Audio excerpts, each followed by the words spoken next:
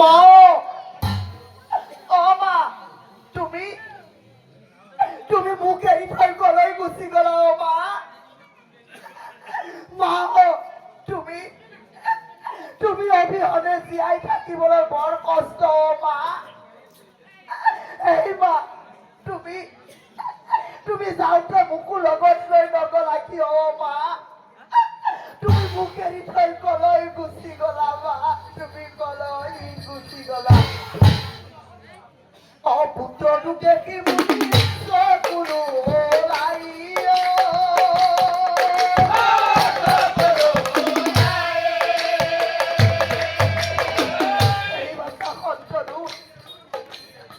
পুত্ৰক খাবতি ধৰি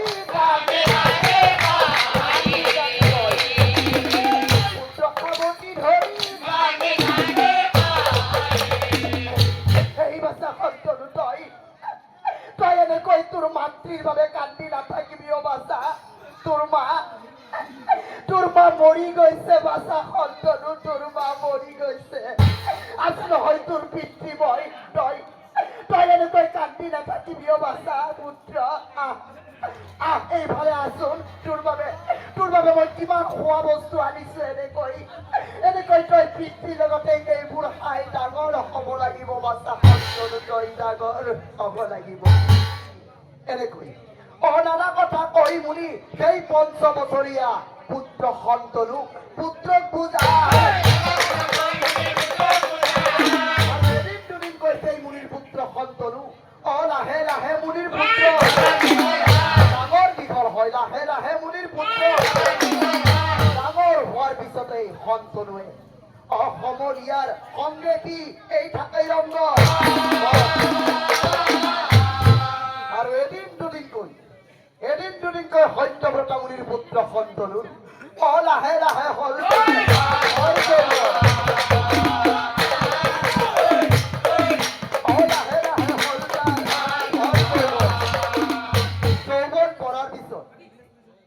যৌৱন পৰাৰ পিছত সেই ৫ বছৰীয়া সন্তনুৱে ডাঙৰ দীঘল হৈ যৌৱন পৰি আৰু তেতিয়া কি হল চাওক নাই অবিধিৰ লিখনা চোৱা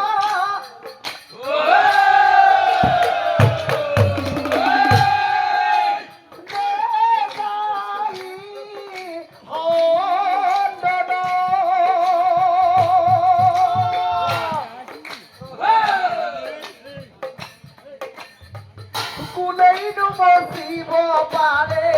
কপালৰ লিখন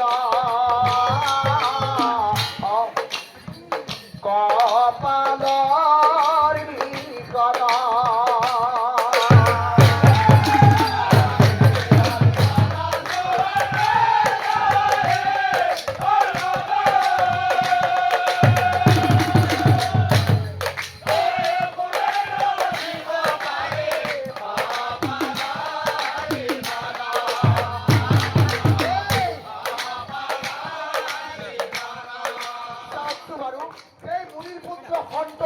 বনৰ মাজত ৰৈ আছিল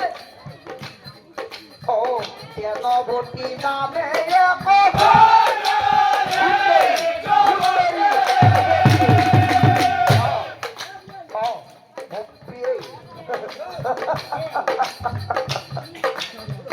মুনিৰ পুত্ৰ সৈতে তাই হৈলা দেখা দেখি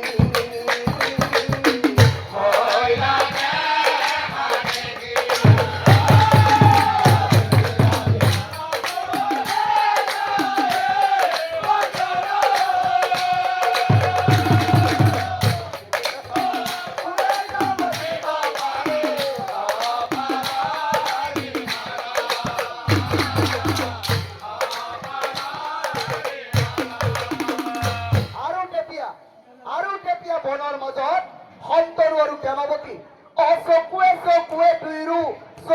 চকুৱে দুইৰো মিলন হৈ মৰমী কন্যাক চাই সন্তনুৱে কন্যাক চাই সন্তনুৱে মৰমী কলে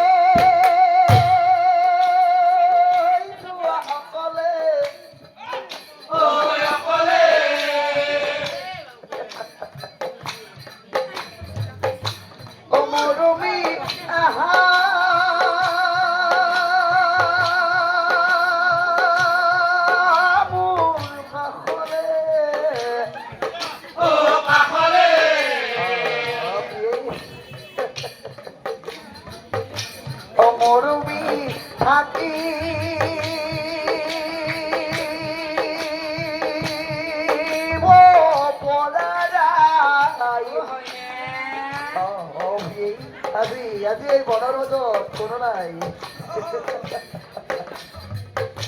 অ মৰমী তোমাক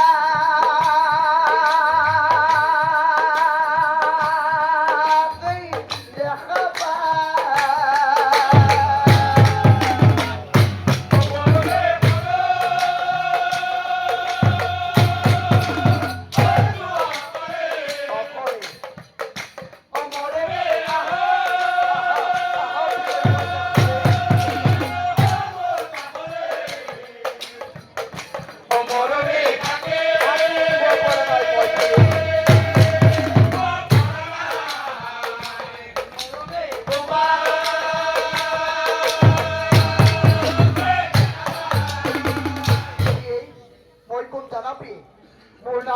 মোৰ নাম শন্তনু আৰু মোৰ পিতৃৰ নাম হৈছে সত্যব্ৰত মুনি মোৰ মা বোলে মোৰ 5 বছৰ বয়স হওঁতে মা মৰি গৈছিল গতিকে মোৰ ঘৰখনত মাত্ৰ মা নাই যাতে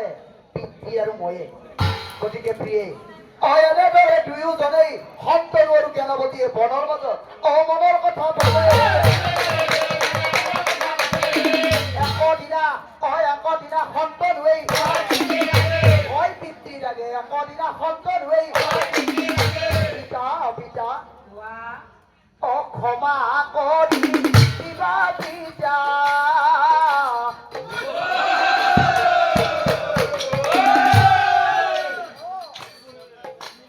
চৰণতে ধৰে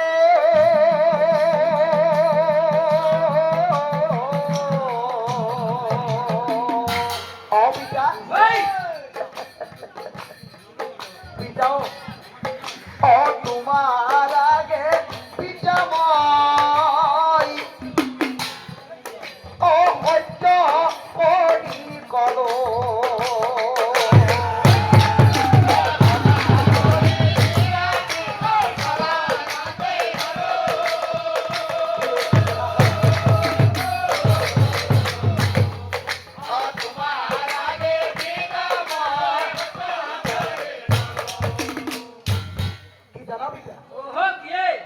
শ্ৰীধন বৈশ্য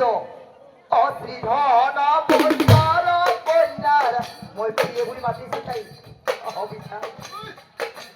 প্ৰেমতে পৰিল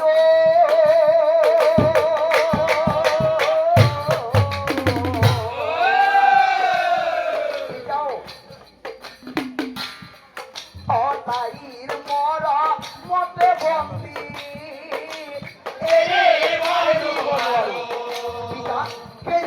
কন্যাৰ নাম কি জানা পিতা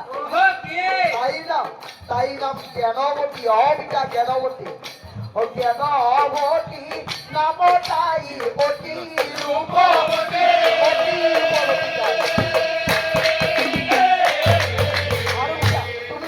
তুমি যদি বেয়া নোপোৱা পিতা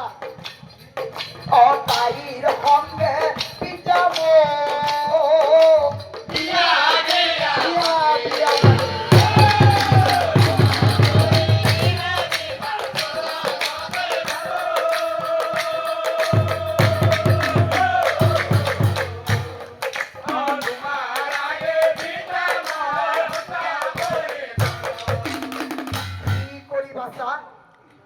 তই শ্ৰীধন বৈশ্যৰ কন্যা জ্ঞানৱতীৰ প্ৰেমত পৰিছ সেই বাছা শন্তনু তই ডাঙৰ হৈ গলি বাছা যিটো ল'ৰাৰ 5 বছৰ বয়সতে মাতৃ ঢুকাই যোৱাৰ পিছত এই পিতৃয়ে তুলি তালি ডাঙৰ দীঘল কৰিলো সেই ল'ৰাটোৱে আজি ডাঙৰ হৈ নিজৰ ভাৰ্যাৰ বাবে কন্যা তই নিজেই চাই ল'ব পৰা হলি দেহ বাছা যি হয় হওক বাছা সকলো পিতৃ মাতৃয়ে কয় নহয় বোলে নিজৰ সন্তানৰ ভালে পিতৃ মাতৃৰ ভাল কয়নে বাৰু ৰাইজ সকলো পিতৃ মাতৃয়ে কয় বোলে মোৰ সন্তানৰ ভালেই মোৰ ভাল গতিকে ময়ো ঠিক তেনেই দেই বাছা তই মোৰ একমাত্ৰ সন্তান বাছা সন্তৰু যা তোৰ ভালেই মোৰ ভাল তোক মই অনুমতি দিলো বাছা তই সেই শ্ৰীধন বৈশ্যৰ কন্যা জ্ঞানৱতী তোৰ ভাৰ্যা ৰূপে গ্ৰহণ কৰ কিন্তু মনত ৰাখিবি গম পাইছা তই কৈছ নহয় তাই হেনো মহা ৰূপৱতী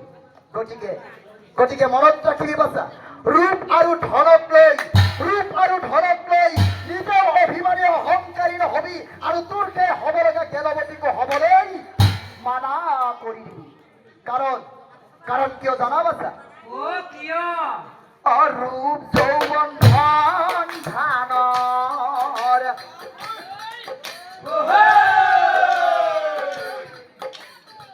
বাছা সন্তনু হলে অভিমানী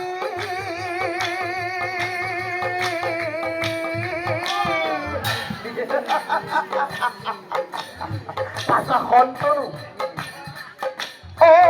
অহংকাৰ পূৰ্ণ কৰে প্ৰভু হৰি বাছা সন্তনু প্ৰভু